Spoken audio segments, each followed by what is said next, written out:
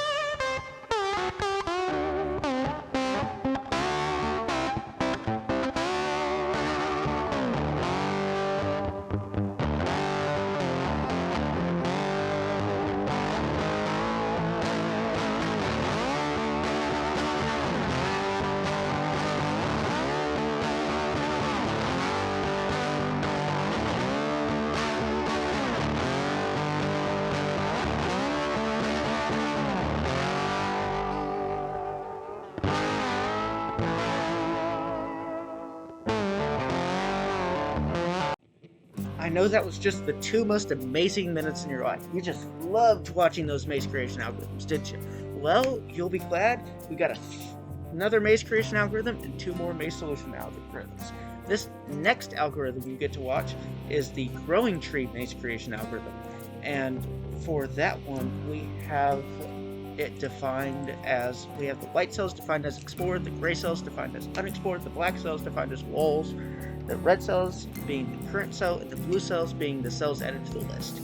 If you don't know much about the growing tree maze creation algorithm, it's fine. I didn't either before I started doing stuff with it, but it's really quite cool because you can actually get the effects of a few different maze creation algorithms by choosing, or by biasing where you're choosing from the list. Like if you randomly choose it, it works very closely to Prim's. If you choose it one way, it works very close to the recursive backtracking. I actually kind of wanted to mix and match it on this one. So it's about 2/3 of the time it shows the oldest cell on the list, and about 1/3 of the time it shows it randomly. So I think I got a pretty weird solution. I don't know. It's kind of cool how it does it.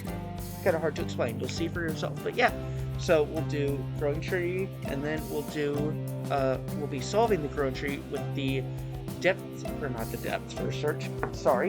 different thing. We'll be solving it with the dead end filler algorithm. And for that algorithm, it's the same, and it's just like the dead end filler from before, and we're defining it the same way, but I'll go ahead and restate it. White cells are unexplored cells, black cells are wall, gray cells are filled in cell, blue cells are cells being filled in, red equals the path, and then we'll solve it again with the shortest path algorithm, and it'll be white cells equals unfilled cells, black cells equals wall, blue cells being cells filled with water, yellow cells being cells being filled, and red cells being the path. So yeah, this will be in the description of the video if you want to go and check. And then yeah, so enjoy these these visualizations, and make sure to hang around for me to blab my mouth about why you should like and subscribe to my channel afterwards. So yeah, have fun.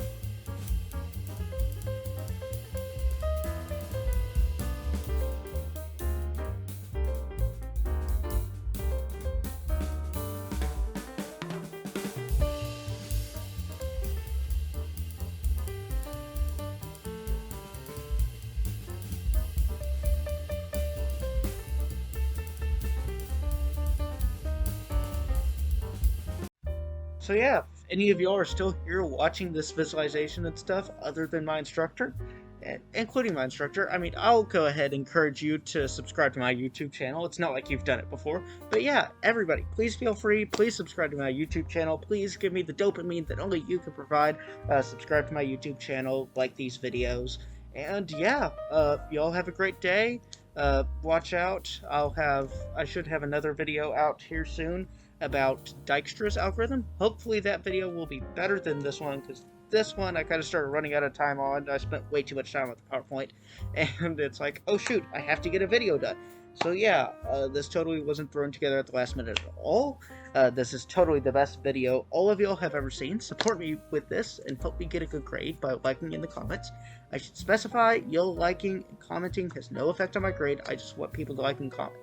So feel free, like and comment. I'm around if y'all have any questions. Drop me a comment. And yeah, learn more about mazes. Mazes are cool. All the cool kids are learning about mazes, so should you. Have a great day, and don't you just love this music? But yeah, if you like this or hated this, please feel free to watch some of my other videos. I have some videos that are dealing with making two-dimensional turtle programs with Unity.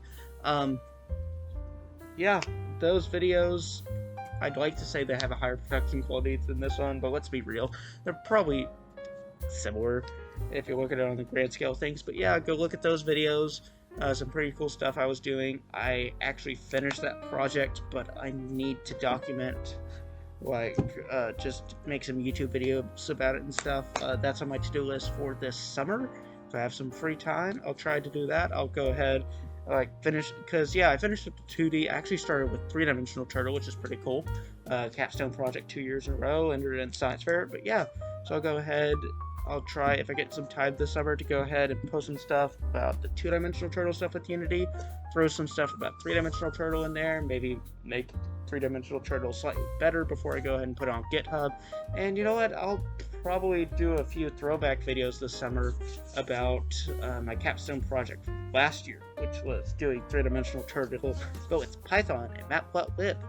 Also, great thing about this time, if you go look at the GitHub, I'm using Python instead of C#. Woohoo! Python's great. You're welcome. Hey. Yeah, Python's great. So, go look at the GitHub, learn about some Python. Programming languages are fun. Drop me a like, drop me a comment, and go check out my other stuff. Y'all have a great day.